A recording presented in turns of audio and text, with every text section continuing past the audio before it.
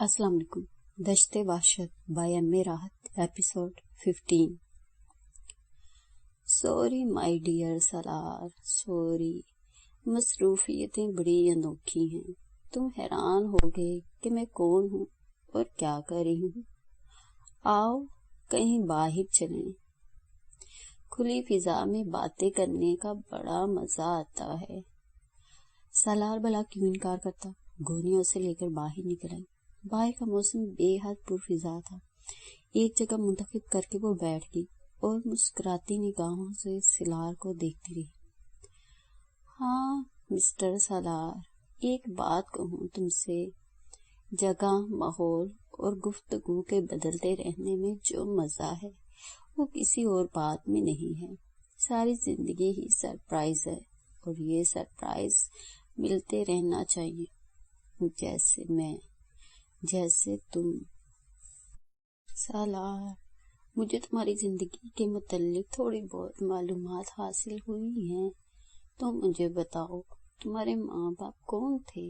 वो शख्स जिसका नाम खान मुराद था, छोटी सी उम्र में तुम्हें लेकर कहाँ से आया था? उसने अपनी जिम्मेदारी पूरी करके तुम्हें भगत राय के हवाले कर दिया। भगत राय ने तुम्हें परवान चढ़ाया और उसके बाद तुम तरह तरह के हालात से गुजरते हुए आज यहाँ मौजूद हो। तुम बताओ कि क्या ये सारी जिंदगी सरप्राइज नहीं है? सलार के ज़हन को झटका सा लगा। बात तो बिल्कुल सच थी और वाकई उसे अपने माँ बाप के बारे में कुछ मालूम नहीं था। न जाने क्यों उस वक्त उसके दिल में खौफ सी उठी। उसका दिल चाहा कि उसे अपने माँ बाप के बारे में मालूमात हासिल हो जाए। एक अजीब सा रिश्ता होता है माँ बाप का। बेशक भगत राय ने उसे अपनी औलाद की तरफ परवान चढ़ाया और उसके बाद भगत चौहान ने उसके साथ बहुत अच्छा सलूक किया, लेकिन वाकई एक रिश्ता ऐसा भी है जो इन तमाम चीजों से बहुत मुख्तलिफ है। शरोक या गोनिया थारम जैसे उसके चेहरे के तासरात पड़ी थे। उसने पूरे इसरार लहजे में कहा, हाँ बिल्कुल ठीक कहते हो। वो रिश्ता तो सबसे बड़ा और बुनियादी हैसियत रखने वाला रिश्ता है। अगर मैं तुमसे ये कहूँ सलाह, क्या हो तुम्हारे माँ बाप की तलाश में तुम्हारी मदद करने वाली मैं वाहिद शख्सियत हूँ, तो क्या तुम मुझसे मुखलिस हो सकते हो? सलाह के ज़हन को झटके लग रहे थे। थोड़ी देर तक वो सोचता रहा, फिर बोला, हाँ। बस तो सुनो, मैं बहुत सौ के लिए मुश्किल का बायस बन चुकी हूँ। ये जो जहाज समंदर के किनारे खड़ा है ना, मेरा इसमें भी बहुत बड़ा हिस्सा है। सलाह ने हैरत से आंखें फाड़ दी, फिर बोला, लेकिन तुम तो बहुत तवील अरसे से जॉन क्रिस्टोफर के साथ हो। गोनिया थारम पूरी इसरार अंदाज में मुस्कुरा दी, फिर बोली, छोटी सी कहानी सुनाती हूँ तुम्हें, परेशान मत होना, बस कहानी सुनो। समंदर चौबन पर था और जहाज पर सवार तमाम लोग समंदर की जुलानी से लुत्फ अंदाज हो रहे थे कि अचानक समंदर में तूफान उठा और जहाज बहुत बुरी हालत में हो गया, यहाँ था कि वो साली पहाड़ों से टकरा गया। जहाज जेम्स हाइलर की मलकियत था, जो दुनिया भर के समंदरों के बारे में तहकीकात करके इंसान के लिए बहुत कुछ करना चाहता था। जहाज में तरह तरह के लोग थे, जिनमें एक शख्स बहुत तेज और समझदार था और उसने जेम्स हाइलर पर मुकम्मल कब्जा जमा रखा था। उस शख्स का नाम जानते हो क्या था? उस शख्स का नाम जॉन फाइलर था और जेम्स हाइलर उसे अपने भाइयों की तरह अजीज रखता था। जॉन फाइलर के बारे में ये बात दुनिया भर में कही जाती थी कि समंदरों के बारे में जितनी मालूमात उससे हासिल हैं, किसी और को नहीं। चनाचे वो जेम्स हाइलर की नाक का बाल था। तबाही के बाद तमाम लोग यहाँ आर्गो ब्लूसा के कैदी बन गए। आर्गो ब्लूसा के बारे में मैं तुम्हें पहले बता चुकी हूँ कि वो यहाँ का बेताज हुक्मरान है और मकामी लोग उसकी अताअत करते हैं, जबकि वो खुद मकामी आदमी नहीं है। इसमें कोई शक नहीं कि वो पुरस्कार कुव्वतों का मालिक है, एक ऐसी ताकत रखने वाला जिसके बारे में मुझ जैसी जीरक औरत, जिसने दुनिया में बहुत कुछ देखा है, یہ نہیں کہہ سکتی کہ وہ کیا ہے۔ اس کے بالوں کی سفیدی اور داڑھی کی لمبائی دیکھ کر تو یہ اندازہ ہوتا ہے کہ اس کی عمر بہت زیادہ ہے، لیکن جیسا کہ میں تمہیں بتا چکی ہوں وہ 100 جوانوں کا ایک جوان ہے۔ خیر، تو ہم بیلوسا کے قیدی بن گئے اور ایک قیدی کی حیثیت سے میں نے یہاں کا ساحل دیکھا اور اس عجیب و غریب ماحول کا اندازہ لگایا، لیکن ایک بار پھر میرے لیے پریشانی پیدا ہو گئی جب میں نے جان فائلر اور آگو بلوسا کو گلے ملتے دیکھا۔ میرے ذہن میں کچھ نہیں آیا تھا، حالانکہ اس وقت جیمز فائلر بھی ان کا قیدی ہی تھا۔ پتہ نہیں جان فائلر نے کیا جادو کیا تھا کہ آگو بلوسا جیسی شخصیت اس سے گلے مل رہی تھی۔ خیر، میں نے یہاں بہت سے قیدیوں کو دیکھا۔ ان پہاڑوں میں لاتعداد قید خانے ہیں اور مائی ڈیئر سالار، ان قید خانوں میں کوئی بھی مقامی آدمی قید نہیں ہے۔ بہرحال مجھے یوں لگا جیسے یہاں ایک عجیب و غریب زندگی ہے، اور میں نے بھی اپنے طور پر کوششیں شروع کر دی۔ یہاں کی زندگی بہت عجیب ہے۔ میں ابتدا کی بات کر رہی ہوں۔ 7 سے 8 دن ہمیں یہاں بدترین حالات کا شکار ہونا پڑا۔ یہاں غذا کی بہت کمی ہے، جانور شکار کر لیے جاتے ہیں اور ان کا کچا گوشت تقسیم کر لیا جاتا ہے، یا پھر ایسی جنگلی گھاس اور جڑی بوٹیاں جنہیں تحقیق کے بعد قابل استعمال قرار دے دیا گیا ہے۔ کھانے پینے کی یہی چیزیں یہاں موجود ہیں۔ بہرحال میرا اپنا ایک الگ مقام تھا اور میں اپنے پراسرار علوم سے کام لے کر یہاں کے بارے میں تحقیقات کر رہی تھی۔ خیر، یہ ساری باتیں اپنی جگہ چل رہی تھی۔ ادھر کاف ڈینیل جو بہت ہی قابل انجینئر ہے اور اینجل کا کپتان بھی حکم کا منتظر تھا، یہاں تک کہ میں نے اجازت نامہ حاصل کر لیا اور اینجل کی مرمت کرانے لگی۔ میں تمہیں صحیح بتاؤں سالار، میرے ذہن میں کئی منصوبے ہیں اور ہم ان منصوبوں میں کامیابی حاصل کرنے کے لیے کوششیں کر رہے ہیں۔ خیر، میں اپنے طور پر بھی مسلسل کام میں لگی ہوئی ہوں اور میں نے تمہارے لیے بھی ایک مقام بنا لیا ہے۔ سارا مسئلہ اس طرح سے چل رہا ہے، ہم اپنے طور پر کوششوں میں مصروف ہیں اور آخر کار ہمیں یہاں سے روانہ ہونا ہوگا۔ سالار، ایک دلچسپ مشن ہمارا منتظر ہے اور اس کے لیے میں بھرپور کوششوں میں مصروف ہوں۔ سالار سنجیدگی سے گونیا تھارم کی صورت دیکھتا رہا۔ اس سے رہا نہ گیا، اس نے کہا، میڈم تھارم، ایک سوال کا جواب دیں گی آپ؟ ہاں، پوچھو۔ معافی چاہتا ہوں، آپ مجھے صرف یہ بتا دیجیے کہ آپ مجھ سے سچ کب بولیں گی؟ گونیا تھارم کے چہرے پر ایک لمحے کے لیے تبدیلی کے آثار نمایاں ہوئے۔ آہستہ آہستہ اس کا چہرہ سخت ہوتا چلا گیا۔ پھر اس نے کہا، دیکھو، میں تمہیں ایک بات بتا دوں، تم نے مجھے ابھی ایک قید بھی نہیں دیکھا۔ حقیقت یہ ہے کہ ایک خاص مشن کے لیے میں نے اپنی شخصیت کو کچل کر ریزہ ریزہ کر دیا ہے، ورنہ شیروک کو دنیا کے بیشتر ممالک میں ایک خوف کا نام دیا جاتا ہے۔ ایسی سیکرٹ ایجنسیاں میرے نام سے کانپتی ہیں جنہوں نے دنیا بھر میں انتہائی خوفناک کارنامے سر انجام دیے ہیں۔ ان ایجنسیوں کے سربراہوں کے سامنے جب شیروک کا نام لیا جاتا ہے تو وہ پہلو بدلنے لگتے ہیں اور دعائیں کرنے لگتے ہیں کہ کبھی کوئی ایسا وقت نہ آئے کہ انہیں شیروک کا سامنا کرنا پڑے۔ آکاش، میں تمہیں اٹلی لے جاتی اور وہاں اپنا قائم کیا ہوا ادارہ دکھاتی جس میں دنیا کے بہترین مجرم تربیت پاتے ہیں اور پھر دنیا بھر میں بکھر جاتے ہیں اور ایسے کارنامے سر انجام دیتے ہیں کہ سننے والے دانتوں میں انگلی دبا کر رہ جائیں۔ میں اس ادارے کی سربراہ ہوں۔ میں نے وہاں تربیتی مراکز قائم کیے ہیں اور ان مراکز میں یہ بتایا جاتا ہے کہ دوسرے مفاد اٹھانے کا ذریعہ کیا ہوتا ہے، لیکن بعض اوقات خود انسان بھی ان تمام چیزوں کا لطف لینا پڑتا ہے۔ میں نہیں جانتی کہ میری اٹلی واپسی کب ممکن ہوگی اور یہ حیرت ناک واقعات کب ختم ہوں گے۔ میں واپس جا بھی سکوں گی یا نہیں، لیکن تم یقین کرو مائی ڈیئر سالار، کہ اگر کبھی کوئی ایسا موقع ملا تو تم دیکھو گی کہ گونیا یا شروع کیا ہے۔ لیکن میڈم شروع یا گونیا تھارم کیا آرگو بلوسا ہی تمہارے جہاز کے ذریعے سفر کرنا چاہتا ہے؟ گونیا تھارم بے اختیار کہکا لگا کر ہنس پڑے۔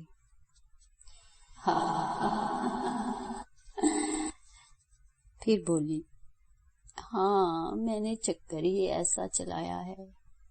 یہ کہہ کر وہ خاموش ہو۔ تھوڑی دیر تک وہ بیٹھی رہی، اس کے بعد وہ واپس چلے گئی۔ اس نے جو کچھ کہا تھا وہ بے شک ایک نئی کہانی تھی، اور صلاح یہ نہیں کہہ سکتا تھا کہ آئندہ وہ کون سی کہانی سنائے گی۔ گونیا سے دوبارہ بھی ملاقات ہوئی اور صلاح نے اسے بڑی لگاوٹ سے کہا، تم اتنا وقت کیوں لگاتی ہو مجھ سے ملاقات میں گونیا تھارم؟ گونیا اس کے ان الفاظ سے چونک پڑی، کسی قدر محبوبیت سے اسے دیکھا، پھر بولی، کیوں؟ یہ سوال تم نے کیوں کیا؟ اس لیے کہ میں تمہارا انتظار کرتا ہوں۔ صرف میرا؟ وہ بولی۔ ہاں، کیوں؟ اس میں حیرت کی کیا بات ہے؟ گونیا نے کچھ دیر جواب نہیں دیا، پھر بولی، اچھا اب ایک بات بتاؤ، یہاں تمہیں کوئی تکلیف تو نہیں ہے؟ صرف ذہن پریشان رہتا ہے۔ صلاح نے کہا، تمہیں اپنے ساتھی یاد آتے ہیں؟ کیا میں آپ کو خوش کرنے کے لیے جھوٹ بولوں؟ کیا مطلب؟ گونیا، میں جانتا ہوں کہ وہ میرے ماں باپ نہیں ہیں، لیکن میں نے ان کے درمیان آنکھ کھولی ہے، میں انہیں بھول تو نہیں سکتا۔ ہاں میں مانتی ہوں اس بات کو، لیکن تمہیں ان کے لیے فکر مند ہونے کی ضرورت نہیں۔ ایک سوال کروں آپ سے؟ بے فکر ہو کر ہر سوال کر لیا کرو۔ یہ الفاظ ہلانے کی کوششوں کا نتیجہ تھے۔ اس نے کہا، ان لوگوں کا مستقبل کیا ہوگا؟ جدوجہد، صرف جدوجہد۔ کیا مطلب؟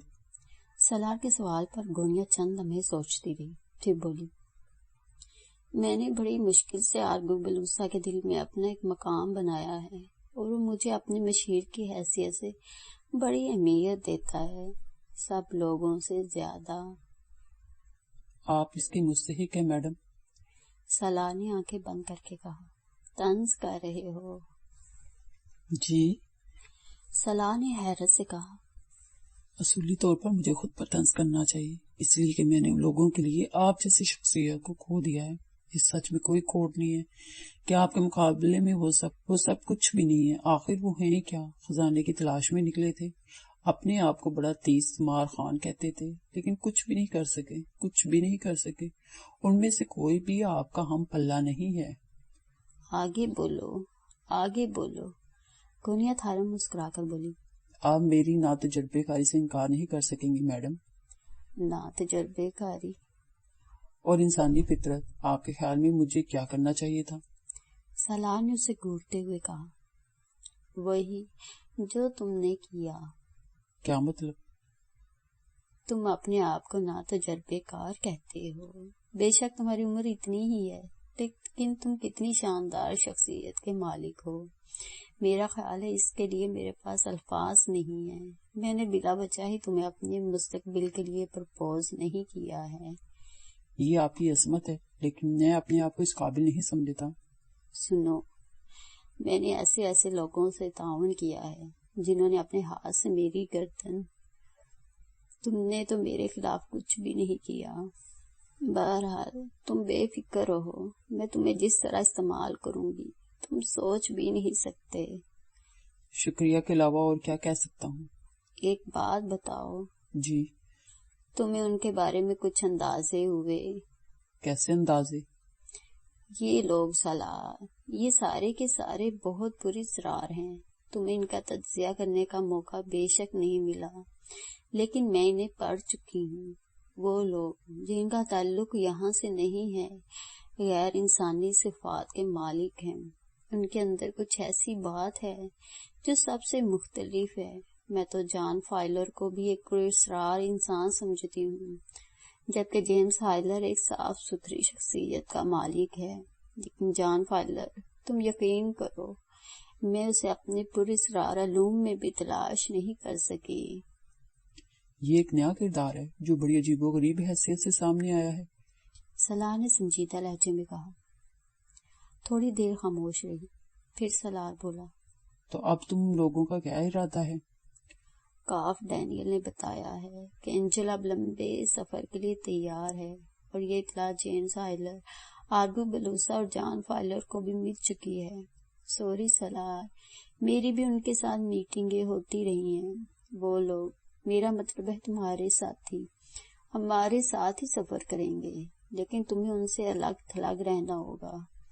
میں نے انہیں تمہارے بارے میں کوئی خاص بات نہیں بتائی ہے، جبکہ تبت سے لائے جانے والے قیدیوں کے بارے میں انہیں تفصیلات معلوم ہیں، اور میں نے کسی نہ کسی طرح انہیں اس بات پر تیار کر لیا ہے کہ وہ اینجل پر ہمارے ساتھ سفر کریں۔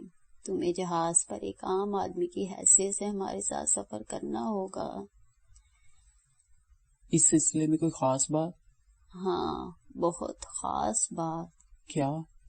سلار نے دلچسپی سے کہا، بہت جلد اینجل کا نیا سفر شروع ہونے والا ہے، اور اینجل اس انوکھی دنیا کی طرف روانہ ہو رہا ہے جس کے بارے میں کہا جاتا ہے کہ یہ ایک ایسی دنیا ہے جس کا دنیا والوں سے کوئی تعلق نہیں ہے۔ اور جہاز کا کپتان کیا کہتا ہے؟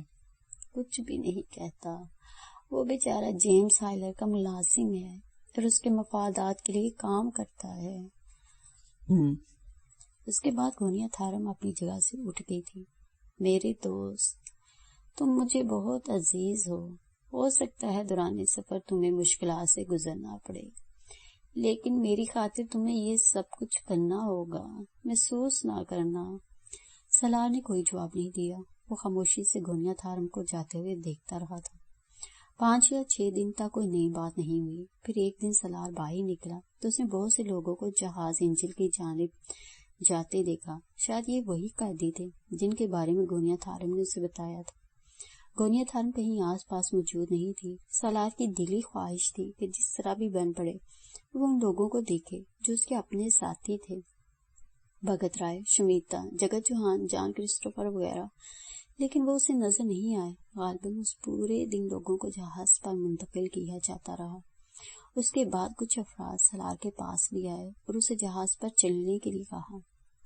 سیڑھیوں کے ذریعے سلار بھی جہاز پر پہنچ گیا۔ عرشے پر پہنچ کر اس نے چاروں طرف دیکھا۔ پھر عرشے پر بھی بہت سے لوگ موجود تھے۔ وہیں اس نے ایک بیڑیے نما انسان کو بھی دیکھا جو سرخ و سفید رنگت کا مالک تھا، لمبی داڑھی، لیکن جسمانی طور پر طوفانی معلوم ہوتا تھا۔ سلار کو فوراً ہی اندازہ ہو گیا کہ یہ شخص آرگو بیلوسا ہے، بڑی متاثر کن شخصیت کا مالک تھا۔ اس بات میں کوئی شک نہیں کیا جا سکتا تھا۔ غرض یہ کہ سب کو ان کی جگہ بتا دی گئی اور گہرے پانیوں میں سفر کا آغاز ہو گیا۔ سلار کسی قدر بے چینی کا شکار ہو گیا تھا۔ بہت سے ایسے وسوسے تھے جو اس کے دل میں اتر رہے تھے۔ پتہ نہیں مہابیر، جگت چوہان وغیرہ کو بھی جہاز پر لایا گیا ہے یا بیکار شخصیت سمجھ کر چھوڑ دیا گیا ہے۔ اس دوران کم وقت گونیا تھارم بھی 1-2 بار نظر بے شک آئی تھی، لیکن اس طرح اجنبی سی جیسے کسی سے کوئی جان پہچان ہی نہ ہو۔ غرض یہ کہ وہ لوگ سمندر میں سفر کرتے رہے اور سلار اس دنیا کو غور سے دیکھتا رہا۔ ابھی تک اس نے جیمز آئلر یا جان فائلر کو نہیں دیکھا تھا، جس کی پراسرار قوتوں کا اعتراف گونیا تھارم نے بھی کیا تھا۔ شام ہو گئی، سمندر بہت خوبصورت نظر آ رہا تھا۔ یہاں لوگوں کو عرشے پر چلنے پھرنے کی کوئی ممانعت نہیں تھی۔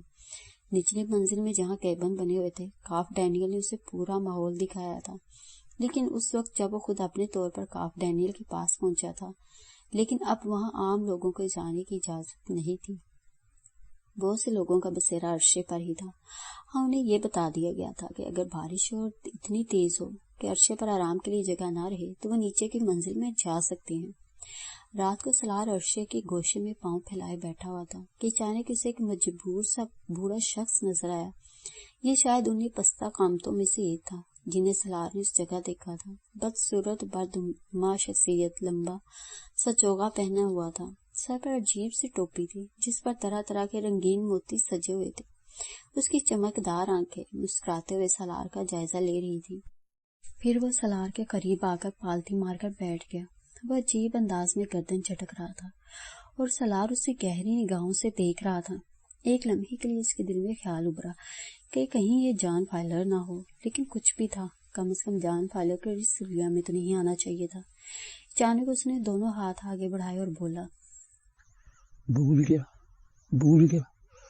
سب کچھ بھول گیا کیا تجھے وہ کہانی یاد نہیں جب سمندر پہ سورج کا عکس منتشر تھا اور پانی پر طوفان آ گیا؟ سو یوں ہوا کہ طوفان کی بڑی بڑی لہروں نے ساری بستی کو تباہ برباد کر دیا. بہتے ہوئے انسان سمندر میں جا گرے اور وہ جس کی ماں سمندر میں گر گئی تھی اپنے معصوم بچے سے جدا ہوگی کہ جب یہ ننھا سا بچہ ساحل سے جا لگا تو وہ یہ سمجھے کہ وہ کسی ایسے شخص کی اولاد ہے جو سمندر میں گر کر ہلاک ہو گیا. لیکن انہیں کیا معلوم تھا کہ یہ ایک لمبی کہانی ہے، لمبی کہانی. اور یہ کہانی دو قبیلوں کی کہانی ہے جس میں سے ایک کا نام لیسا اور دوسرے کا شوپن تھا. دونوں ایک دوسرے کے خون کے پیاسے تھے. راج تک ایسا ہی ہے، لیکن یہ کہانی ابھی تیری سمجھ میں نہیں آئے گی. البتہ تو یہ سمجھ لی کہ یہ وقت آئے زیادہ دور نہیں ہے.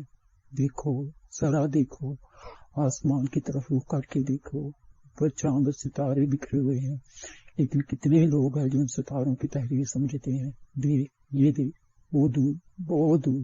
دیکھا، وہ جو 4 ستارے آپس میں جڑے ہوئے چمک رہے ہیں، ان کا تعلق تیری تقدیر سے ہے. اور یہ سمجھ لے کہ پہلے یہ ستارے مدھم تھے، اب ذرا کچھ اور نیچے آئیں گے. کل کے بعد انہیں دیکھنا، یہ چمک رہے ہوں گے، کیونکہ تیرا اپنی دنیا سے رابطہ قریب ہوتا جا رہا ہے. اور میرا نام جانتا ہے کہ میرا نام کیا ہے؟ میرا نام ہے ہوگا. سمجھا؟ جب بھی تجھے ہوگا کی طلب ہو مجھے بلا لینا. سمجھ رہا ہے نا تم؟ اور میری بات سمجھ، یہ ان کی غلط فہمی ہے. ہونا یہ چاہیے تھا کہ وہ اپنی دشمنیاں دور کر دیتے ہیں، لیکن وہ بے عقل ہے اور ان کا بے عقل رہنا ہی ہمارے لیے سود مند ہے. چل چل چل، تو جا یہاں سے. یہ جگہ تیری نہیں، میری ہے. اور جب تک تو یہاں بیٹھا رہے گا میں بولتا رہوں گا. چل یہاں سے آگے بڑھ جا. جاتا ہے یا میں چلا جاؤں؟ اس نے تیکھی نگاہوں سے سالار کو دیکھا اور پھر اپنی جگہ سے اٹھ کر چلا گیا. سالار کی نگاہیں دور تک اس کا جائزہ لیتی رہی تھی، لیکن جو خلش اس کے دل میں پیدا ہو گئی تھی وہ اسے بے چین کیے دے رہی تھی. تو کیا یہ سچ ہے کہ لیسا، شوپن اور پھر اس کے ماں اور باپ، تو کیا یہ سب کچھ سچ ہے؟ وہ آنکھیں بند کر کے اپنے ماضی پر غور کرنے لگا. زندگی کی کہانی اس وقت سے یاد تھی جب ہم ہوش و حواس جاگے تھے. اس سے پہلے بھی تو کچھ ہوگا. خان مراد کے پاس جو بھی اسے چھوڑنے آیا تھا وہ کون تھا؟ کیا ہوگا یا پھر کوئی اور؟ میرے خدا، میرے خدا. اور اس کے بعد سالار نے سوچا کہ وقت گزر جائے گا. ہوگا تو سب سے زیادہ قابل عزت ہے. میں اس کے پاس جاؤں گا تاکہ اس سے آگے کی معلومات مجھے حاصل ہوں. ایک جانب گونیا تھارم تھی اور دوسری طرف اور بہت سے کردار، لیکن حقیقت یہ ہے کہ اس کے ذہن میں سب سے بڑا خیال سمیتا کا تھا. اور اب ایک نیا خیال اس کے ذہن میں پیدا کر دیا گیا تھا، اور یہ خیال اس کے ماں باپ اور اس کے قبیلوں کا تھا جن کا ذکر اس سے کیا گیا تھا. وقت کا انتظار کیا جاتا رہا اور وہ اپنے ماں باپ کے بارے میں سوچتا رہا. یہ تو کہانی ہی بالکل بدل گئی تھی. اس نے تو اپنی دنیا کو دیکھا ہی نہیں تھا. زندگی کے یہ شب و روز اسے اجنبی دنیا میں گزارنے پڑے تھے جس سے اسے کوئی واقفیت نہیں تھی. اس کی اصل دنیا تو کہیں اور ہی تھی. رات ہونے کا انتظار کیا جانے لگا. جب رات کا کھانا ان لوگوں میں تقسیم ہوا تو گونیا تھارم نے اس سے محبت کا اظہار اس انداز میں کیا کہ اسے بہترین کھانا فراہم کیا گیا. خود وہ کھانا لے کر اس کے پاس آئی تھی. میں نے حالات پر قابو پا لیا ہے. میں ابھی ان لوگوں کے سامنے تمہیں نمایاں کرنا نہیں چاہتی. بس یوں سمجھ لو کہ اس وقت کا انتظار کر رہی ہوں جب حالات مکمل طور پر میرے قبضے میں ہوں. میں بڑی الجھن میں ہوں گونیا. بہت سی چیزیں میرے ذہن میں جنم لے رہی ہیں. گونیا تھارم اسے دیکھتی رہی. وہ جیسے اس کے ذہن کی گہرائیوں میں جھانک رہی تھی. پھر اس نے پورے اسرار انداز میں مسکراتے ہوئے کہا، تم کھانا کھا لو، میں تمہارے پاس ہی بیٹھی ہوں. اس وقت کوئی میری تلاش میں نہیں ہے. میں تمہیں کچھ اور بتاؤں گی، کچھ اور سناؤں گی. وہ ضد کر کے کھانا کھلاتی رہی اور جب کھانا ختم ہو گیا تو اس کے بعد اس نے کہا، دیکھو، بہت سی باتیں ایسی ہوتی ہیں سالار جو فوراً سامنے نہیں آتی، بلکہ وقت آہستہ آہستہ انہیں سمجھاتا ہے. جس دنیا میں تم نے وقت گزارا ہے یہ پاگلوں کی دنیا کہلاتی ہے. یہاں کے رہنے والے دلچسپ اور بے وقوفی کے حالات کے مالک ہیں. حالانکہ یہ دنیا صدیوں سے آباد ہے. اس دنیا میں اقتدار کشید کیے جاتے ہیں. سب ایک دوسرے کو اچھی باتیں بتاتے ہیں لیکن خود اچھی باتوں کو نہیں مانتے. کچھ لوگ جو ان اچھی باتوں کو مان لیتے ہیں بے وقوف کہلاتے ہیں۔ یوں وقت آگے دوڑ رہا ہے، یہ ترقی کے نام پر آگے قدم بڑھاتے ہیں۔ میں بہت پہلے کی بات نہیں کرتی، کیونکہ اگر دنیا کی عمر کی بات کی جائے تو نگاہوں کی حد ختم ہو جاتی ہے، کیا سمجھے؟ ہاں، ہماری دنیا جو ذرا الگ تھلگ ہے، جس کا نام ہارلیز ہے، وہ ان لوگوں سے بہت مختلف ہے۔ وہاں ایک نظام قائم رکھا گیا ہے کہ ہمارے ان لوگوں نے اپنی بقا کا خیال رکھا ہے اور اصول تراش لیے ہیں، اس لیے گردن نہیں گھمائی جا سکتی۔ ہماری اس دنیا کی تاریخ کتنی پرانی ہے، حسابدانوں نے اس کا حساب بھی رکھا ہے، لیکن وہ حساب صرف ان کے ذہنوں میں ہے۔ ہمارے ہاں کی زندگی بہت طویل ہے۔ ہارلیزا کے باشندے اپنی دنیا کے بارے میں وہ سب کچھ کر چکے ہیں جو وہاں کے لیے ضروری ہوتا ہے۔ انہوں نے اپنے لیے جینے کے ڈنگ اختیار کر لیے ہیں، لیکن بہت پرانی بات ہے، اتنی پرانی کہ مجھ سے پہلے مرنے والے اس کے وقت کا یقین نہیں کر سکتے۔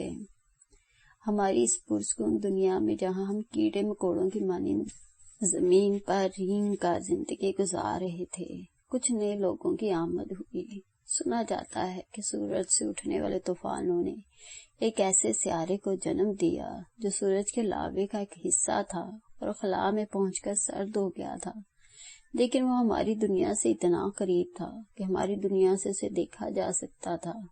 پھر جب وہاں نمی پیدا ہوئی تو زندگی کا آغاز اس طرح ہو گیا جیسے گندی زمین میں کونپلیں پھوٹ آئی ہیں اور خوشنما درخت بن جاتی ہیں۔ وہاں جو نمود ہوئی وہ شاید کسی وجہ سے سورج کی توانائی جذب کر چکی تھی، اور یہ کہ اس کی ذہنی قوتیں ہم سے زیادہ تھیں، لیکن جہاں وہ رہتے تھے وہاں ان کی بقا کے لیے انتظامات نہیں تھے، کیونکہ سورج کے حرارے وہاں نمود کے لیے تکلیف دے رہے تھے، اور انہیں تلاش ہوئی کسی ایسے اجنبی سیارے کی جہاں وہ اپنی بقا قائم رکھ سکیں۔ سو قریب ترین جگہ ہماری زمین ہی نظر آئی اور وہ ہارلیزا میں اتر آئے۔ انہوں نے اپنی ذہنی قوتوں سے ہارلیزا والوں کو اپنا فرما بردار بنا لیا اور ہم میں گل مل گئے۔ پھر ان کے وجود سے ہمارے ہاں اولادیں بھی پیدا ہوئی، لیکن ان کے آنے کے بعد ہارلیزا کی اندرونی زندگی وہ نہ رہی جو پہلے تھی، اور اس اندرونی زندگی میں نفرتیں پیدا ہو گئیں۔ انہی نفرتوں کے نتیجے میں یہاں دو قبیلے بنے۔ ہارلیزا کے بعد شوپن نے جنم لیا، اور اس کے ساتھ ہی ساتھ ان کے درمیان طاقت کی دوڑ شروع ہو گئی۔ دونوں نے اپنی اپنی رہائش گاہیں الگ الگ کر لیں اور درمیان میں حد فاصل کھینچ لی گئی۔ وہ ایک دوسرے پر سبقت لے جانے میں کوشاں ہو گئے اور سورج سے بنی لاوے کی دنیا سے آنے والے اس بات سے مطمئن ہو گئے، کیونکہ ان کے آپس کی جنگ کی ان کی بقا کا ذریعہ تھی۔ یہ الگ بات ہے کہ وہ ختم ہوتے چلے گئے، لیکن وہ اپنی نسلوں کو سب کچھ سکھا کر چھوڑ گئے تھے، اور ان کی نسلوں نے وہی کیا جو ان کے پہلے کرتے چلے آئے تھے۔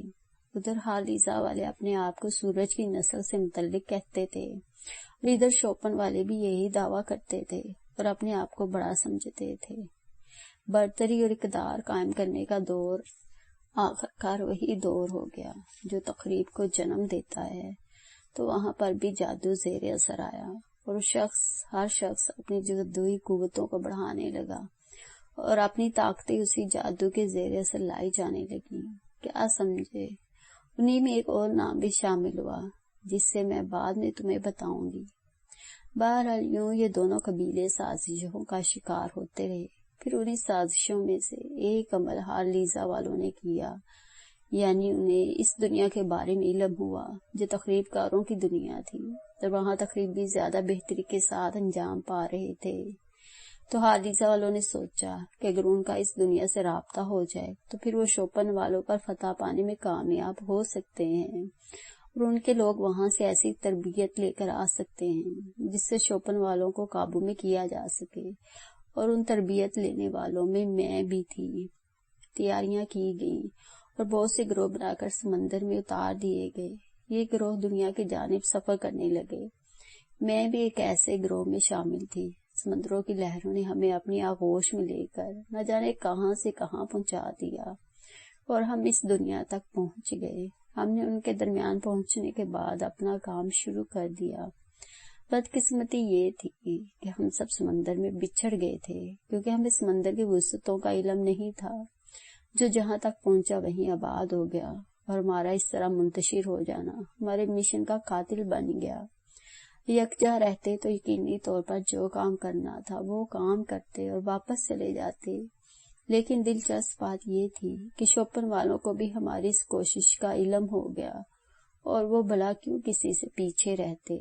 تو انہوں نے بھی وہی کیا جو ہم نے کیا، وہ سمندر میں اتر گئے اور ان کے ساتھ بھی وہی واقعات پیش آئے۔ کوئی سمندر کی تہہ میں جا بیٹھا اور کوئی خلا کی وسعتوں میں پرواز کر گیا۔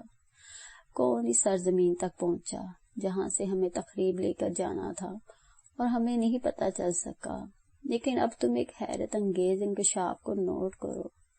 تم مجھے نظر آنے والے وہ پہلے فرد تھے جسے میں نے جانا، حالانکہ اس وقت تم ایک چھوٹے سے بچے تھے، لیکن تمہاری صورت اپنے باپ سے ملتی تھی، اور ہم پہچان لینے کی قوت رکھتے ہیں۔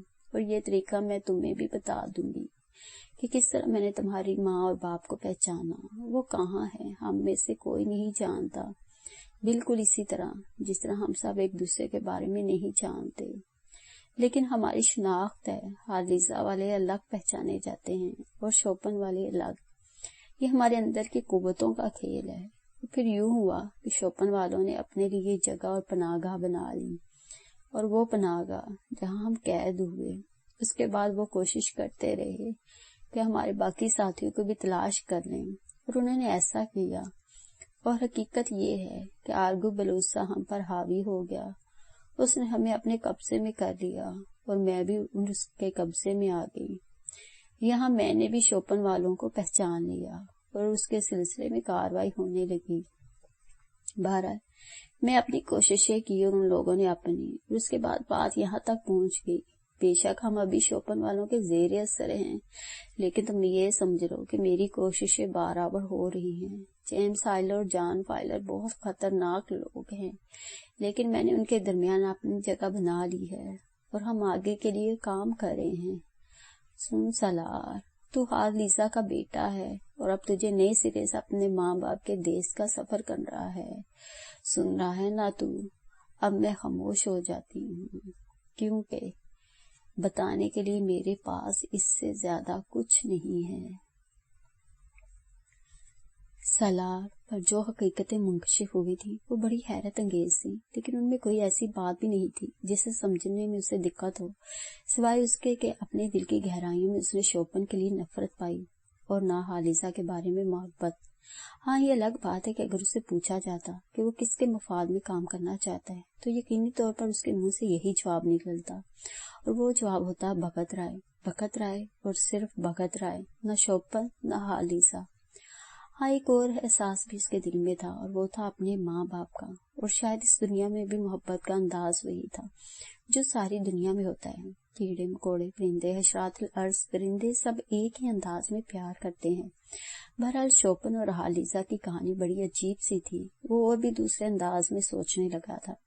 3-4 افراد اس کے علم میں آئے تھے، مثلاً آرگو بلوسا، جیمز ہائلر اور جان فائلر۔ ان میں سے کس کا تعلق کون سے قبیلے سے ہو سکتا ہے، اس کے بارے میں کوئی حتمی بات نہیں کہی جا سکتی تھی۔ گونیا تھارم نے باقی لوگوں کا بھی تعارف کرایا تھا۔ وہ بھی سالار کے ذہن میں تھا۔ ابھی تو بالکل ایک عام آدمی کی حیثیت سے جہاز کے مختلف گوشوں میں کام کرتا رہا تھا، اور نامعلوم سمندروں میں یہ سفر جاری رہا۔ کوئی خاص سرگرمی دیکھنے کو نہیں ملی تھی۔ جیمز ہائلر جہاز کا مالک تھا۔ اس کے بعد اگر جہاز کے عملے میں کسی کا سب سے بڑا احترام تھا تو وہ کاف ڈینیل تھا۔ وہ یہ بھی محسوس کر رہا تھا کہ گونیا تھارم اس کے بہت قریب آتی جا رہی تھی، اور ایسا بہت کم موقع ملتا تھا کہ سالار گونیا تھارم سے دور رہے۔ البتہ خاص طور سے آرگو بلوسا گونیا تھارم کو زیادہ قریب کرنے کی کوششوں میں مصروف تھا۔ ادھر گونیا تھارم حیرت انگیز طور پر پہلے سے زیادہ پرشباب ہوتی جا رہی تھی، اور سمندری زندگی نے اسے ایک انوکھے حسن سے دوچار کر دیا تھا۔ سمندر کے سفر کے دوران ان لوگوں کو مختلف قسم کے کام سپرد کر دیے جاتے تھے، جن میں سے بعض بڑے گھٹیا درجے کے ہوتے تھے۔ اس دن آسمان ابر آلود تھا، اور ننھی ننھی بوندیں جہاز کے مختلف گوشوں کو بھگونے لگی تھی۔ اینجل میں بارش سے بچاؤ کے انتظامات کیے جا رہے تھے اور سلار بھی کاموں میں مصروف تھا کہ گونیا تھارم ایک انوکھے لباس میں ملبوس اسے اپنی جانب آتی نظر آئی۔ اس کے چہرے پر مسرتیں نظر آ رہی تھی، آنکھوں میں خوبصورت چمک تھی اور چہرے پر خوبصورت میک اپ۔ بادلوں کی چھاؤں میں وہ ایک عجیب سے حسن کی مالک نظر آ رہی تھی۔ سلار اس وقت ایک سنسان گوشے میں تھا، وہ اس کے قریب پہنچ گئی اور مست نگاہوں سے اسے دیکھنے لگی۔